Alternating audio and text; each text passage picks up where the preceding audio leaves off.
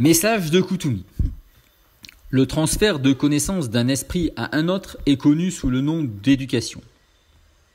La vérité pleinement révélée demeure toujours présente dans l'esprit universel de Dieu.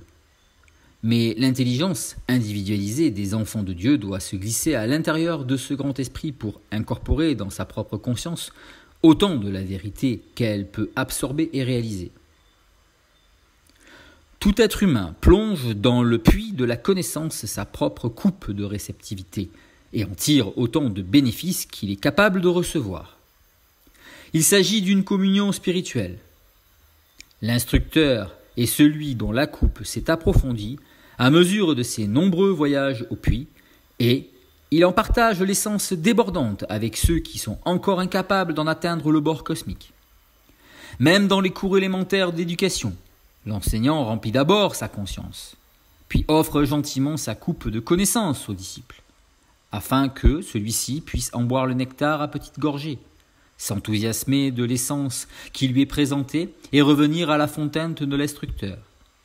À moins que, peut-être, il fasse partie des quelques rares disciples qui peuvent accompagner l'instructeur au niveau cosmique. Ceux qui ne veulent pas boire ne croissent jamais en valeur. Bénis sont ceux dont la soif de spiritualité ne s'étanche pas, et bénis ceux qui leur donnent à boire. L'illumination des consciences externes, la perception qui fait accéder l'esprit au sens profond des rituels, des décrets, de toutes les activités qui se produisent, permet à l'individu et au groupe collectif de rejoindre avec bonheur le cérémonial exigé pour magnétiser les dons de la divinité. Là où il n'y a pas d'illumination, l'énergie ne s'exprime qu'à contre-cœur. Elle devient obligation, devoir, un service qui est le fruit de la peur ou de la superstition. Cela doit cesser. Pour le nouvel âge, sous la direction du maître Saint-Germain, le décret de la loi cosmique veut que l'homme sache pourquoi il doit purifier ses corps physiques, mental, émotionnel et éthérique, et dans quel but il doit demeurer harmonieux.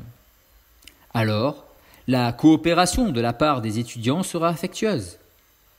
Et c'est au travers de l'activité du bien-aimé El Morya, dans le pont vers la liberté, que nous nous efforçons de transmettre le pourquoi de cette entreprise à la conscience externe de l'humanité.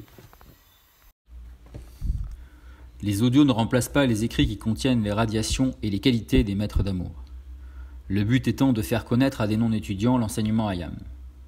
Ce livre est dédié avec le plus profond amour éternel et avec toute notre gratitude au bien-aimé maître ascensionné Saint-Germain, Jésus, Nada, au grand divin directeur, à la grande fraternité blanche, à la fraternité du royal Téton, à la fraternité du mont Shasta, aux grands êtres de Vénus et aux autres maîtres ascensionnés qui, avec amour, nous ont dispensé une aide illimitée.